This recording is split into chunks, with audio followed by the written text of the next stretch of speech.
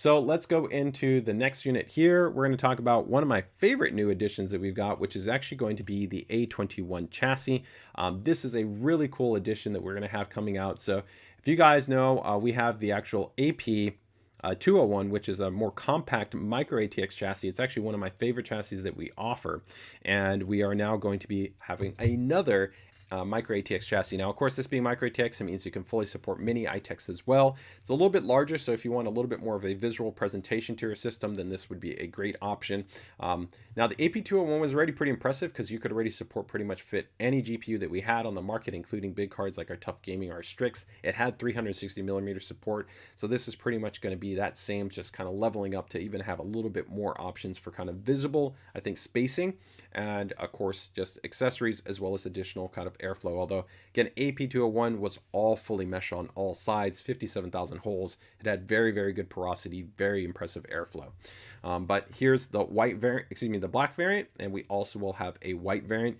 You can see, of course, right up in the front, you're going to have the option to have, of course, up to 3 fans. At the top, you can do a full 360mm AIO.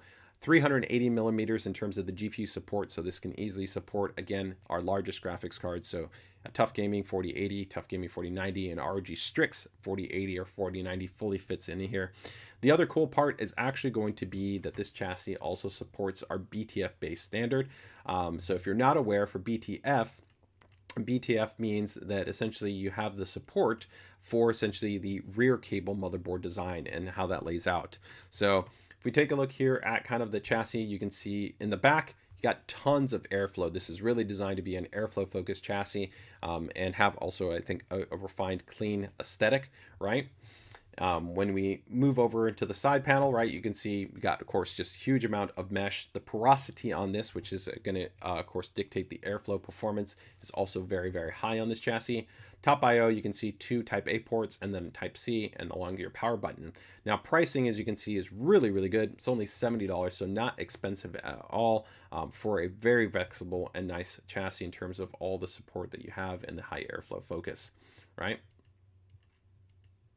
And let me see here. You can, of course, see the tempered glass side panel that you have available to you on the unit.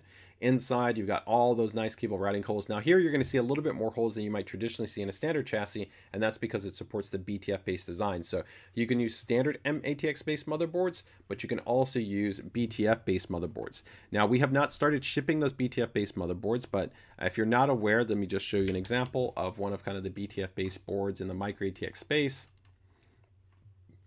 This would be a BTF based board. So an example is here, you actually don't see any of the connectors on here, correct? There's no connectors on there. And so when we go to the back of the motherboard, you'll actually see all of the connectors. So there's your kind of EPS, there's your fan, there's your ARGB, there's the 24, right? There's all the connectors there on the back. So this chassis is already designed for this. So if you're looking for a really compact, clean design where you don't want to see those cables, this chassis can do that for you, but it can also look fantastic with a traditional base MATX or mini ATX based motherboard where you have your traditional cables out coming from the front of the motherboard. So both are going to be supported on this chassis. Okay. Now let me go back here in terms of just the chaser. And I've also got some great photos here from Mr. Matt Lee, who's done a build in this. You can actually check out a video on his YouTube channel if you guys want to check it out.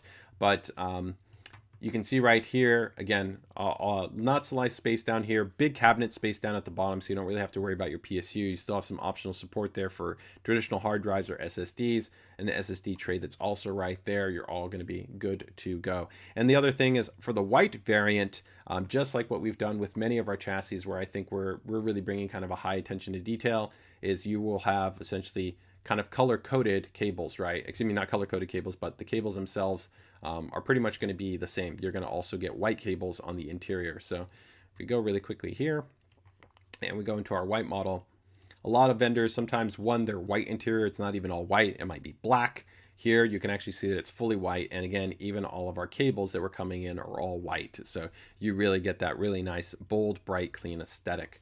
So it is very, very, very complimentary there. So let's go ahead and lastly, just look at a couple of things right here. We'll show a quick build photo, and that will kind of wrap things up on the A21. So again, it's designed for BTF. you can see an example of all the hardware you could fit in here, right? So there we've got our Tough Gaming. I think this might be a B650 base motherboard. You can see our Ryujin cooler that's in there. Of course, you can see a full large Strix graphics cards in there, 3 fans that are going to be in there, and then a rear fan. And it looks really nice and complete in terms of the overall design. So overall, really, really nice in terms of the overall kind of layout, the airflow, the visual aesthetic that you have there, right? So let's take a look here, I believe at Mr. Matt Lee's build, and I'll quickly see if anybody has any quick questions that kind of came up. So again, you can see right here, high level porosity on all that airflow going on. Really nice looking build for Mr. Matt Lee. I believe this is with the BTF based motherboard, Ryujin 3 also on here, and I think this is 4070 Ti, our Tough Gaming graphics card. And then I think this is also with our Tough Gaming Gold Series PSU, which I really love those cables. Those cables on the Tough Gaming series look really, really nice. Okay. For the A21, okay, so BTF compatible and standard compatible. Now, for those of you that are looking for maybe a strong value monitor, maybe you're just building your first system, maybe you're looking for an upgrade for a friend that doesn't have a huge amount of money, this is actually a really nice option that I'm excited about right here, which is going to be the Tough Gaming. We've actually refreshed quite a number of Tough Gaming based monitors recently, but the great thing about this display is that it's coming in at $200 and essentially $20, and if you consider the performance and the spec, it's really solid. So 27 inches, 1080p, 180 hertz. This is also a fast IPS display. A lot of times within this kind of price band, you are looking at generally an older IPS based display, which would have a higher pixel response time. So here you're going to get a faster panel with that higher refresh rate and also a lower pixel response time. You have formal G-Sync compatibility, variable overdrive, which is pretty rare for more entry-level monitors. Variable overdrive just helps to ensure better motion clarity throughout the refresh rate range, because when you're playing a game, you could be like at 60, 80, 90, 120, 180 hertz, and the monitor needs to make adjustments to kind of ensure a certain level of motion clarity performance throughout that refresh range, and that's called variable overdrive. So it's exciting that we actually have that even at this very, very low price point. 99% sRGB coverage as well, along with also height adjustment. That's a really, really strong package, again, for $220. I'm a big fan of it. There's also another model here I'm just going to note that we recently also came out with, which is going to be the Tough Gaming 1440p based option for $250. And we actually even have a kind of similar variant of that 1080p monitor that I just talked about, actually at 190, so even less, but it's a little bit less bright. Still all those things that I talked about, but no height adjustment. So even if you didn't necessarily need the height adjustment and you want to save a little bit of money, $190 for that other monitor is just outstanding in terms of the value. But here's one other option that I just want to drop for you guys, for somebody maybe is looking to finally upgrade to 1440p but has a pretty limited budget. There's the VG27AQ3A, which just came out, and that's 27 inches, 1440p, 180 hertz. Also supports that fast IPS panel type. The variable overdrive has even higher color space performance at 130% sRGB, and $250.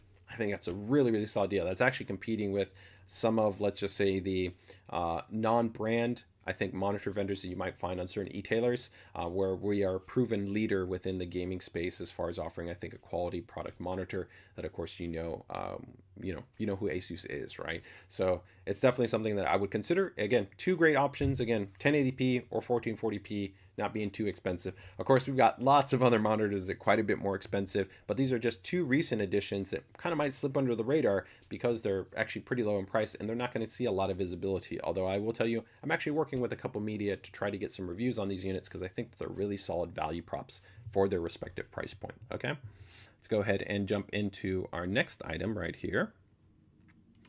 So moving things along is going to be, let me see right here, our Prime Series Gold Series PSUs. So let me go ahead and bring this up. So these is going to be our most entry-level PSU that we will be offering. A really nice addition that we're going to be having here. So again, if you have a more limited budget, but you want to be able to get a solid quality power supply, 8-year warranty, longer than standard cables compared to a lot of the more entry kind of PSUs, and that's great for a little bit more flexibility in cable routing. 750 watt, 850 watt Gold Series power supplies, right? And again, ATX 3.0, so that means it fully could support, you know, a 4080 or even a 4090, a modern generational build. You could 100% be good to go in here, and you have to not have any kind of adapter cables. The cool thing with the Prime series is it's going to actually have a dual color design, so you actually can see that depending on how you flip the orientation of the PSU, you can actually have white or you can have black. It's got a really nice, just clean, refined design aesthetic. Again, there you can see the pinout connections you have available, including your 12-volt high power connection. So it's going to go ahead and get you covered right there. So this will be, again, the entry within our PSU lineup. The next model above that will be the Tough Gaming Gold Series, which has been out for now for a couple of months. That starts off from 750 watt and is going all the way up to a 1200 watt. Right now, we only have the 1000 watt is the current highest model. 1200 watt will be coming in January timeframe.